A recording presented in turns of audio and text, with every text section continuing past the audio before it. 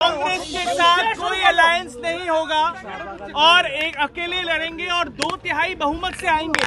जहां पर ममता बनर्जी जब भी दिल्ली की बात आती है इंडिया गठबंधन के बारे में कांग्रेस को खरी खोटी सुनाती है और यहाँ पर कोई तैयारी नहीं कांग्रेस के अलायंस के, क्या कहना चाहेंगे? ये तो मेरा बात नहीं है, कांग्रेस को पूछ लीजिए। कांग्रेस का पीसीसी प्रेसिडेंट है, उनको पूछ लीजिए। कांग्रेस का बड़ा नेता है अधीर रंजन चौधरी, उनको पूछ लीजिए। ये सवाल तो जवाब मैं ही नहीं दूंगा। यहाँ ममता बनर्जी कांग्रेस सीपीएम को छोड़ के रखा है हिंदू वोट तोड़ने के लिए। ये सीधा सीधा कांग्रेस सीपीएम को ममता बनर्जी जिंदा रखता है एज ए थर्ड फोर्स। वो हिंदू वोट तोड़े, जैसे लास्ट पार्लियामेंट चुनाव में कांग्रेस सीपीएम मिलके 5.5% वोट उनको मिला था। उसमें आप देख लेना, बीजेपी का 12 उम्मीदवार 1 लाख से कम वोट में चुनाव हारा। आरामबाग का 6000 से लेकर छोटा छोटा वोट में हमारी बहुत उम्मीदवार लोकसभा चुनाव हारा। ये कम से कम 12-13 सीट है। ममता बनर्जी का ये बहुत क्लेवर प्लानिंग है। वो कांग्रेस को और सीपीएम को हिंदू वोट तोड़ने के लिए ये मदद कर रहा है। उसको मालूम है मुसलमान वोट 100 से 100% ममता बनर्जी को मिलेगी। इसलिए मिलेगी, उनकी पार्टी मुस्लिम लीग 2 है, उनकी पार्टी रोहिंग्या मुसलमान घुसा रहा है। उनका सरकार 600 किलोमीटर जो फेंसिंग देने के लिए जमीन बीएसएफ को नहीं दे रहा है। उनका सरकार इमाम मुआज्जम भाता दे रहा है। उनका सरकार आज भी गवर्नर साहब का स्पीच में नया 600 मॉडल मदरसा बनाने का लिए ऐलान कर दिया है। उन्होंने 77 में मुस्लिम कम्युनिटी को ओबीसी का लिस्ट में डाल दिया है without the permission of central government. ये अनकॉन्स्टिट्यूशनल है। हाई कोर्ट का डिवीजन बेंच सेट असाइड कर दिया है।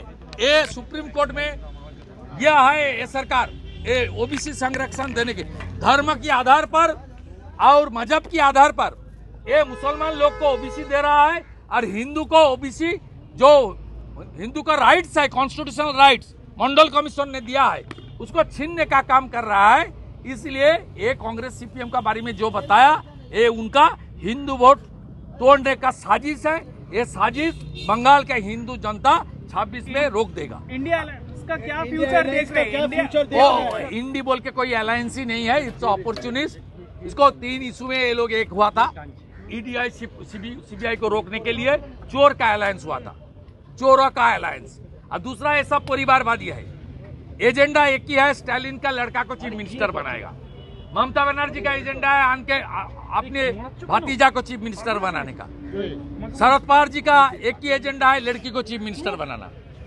अखिलेश यादव से तेजस्वी यादव सब परिवारवादी है। परिवारवादी लोग वो अलायंस किया था, जो अलायंस का कोई कार्यक्रम भी नहीं था, कोई अपना एजेंडा भी नहीं था, कॉमन मिनिमम एजेंडा भी नहीं था। इसलिए वो अलायंस ऑलरेडी खत्म हो गया है। It's a completely A opportunist alliance. ये अलायंस फॉर्मेशन के लिए 3 क्राइटेरिया है। ईडी सीबीआई को रोकना, भ्रष्टाचार के लिए, परिवारवाद के लिए और मुसलमान तोषण करने के लिए, जिसका एजेंडा ही था हम लोग चुनाव जीतेगा तो राम मंदिर तोड़ के वो जो विवादित ढांचा है वो ढांचा को फिर निर्माण करना, ये खुला हम बोला था। यही एजेंडा है अपीजमेंट। राहुल गांधी को लेके बंगाल में कांग्रेस ने रोड शो करने वाला है आफ्टर दिल्ली का आपको हराने के बाद। वो साइन बोर्ड हो गया है। वो पार्टी का कुछ नहीं है।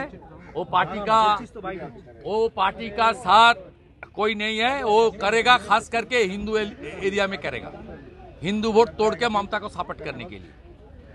अधीर चौधरी का कैंपेनिंग में जो राहुल गांधी नहीं आया, उस दिन वो पार्टी खत्म हो गया है। कहीं ना कहीं की अधीर चौधरी कांग्रेस का सबसे बड़ा नेता था, बड़ा नेता है।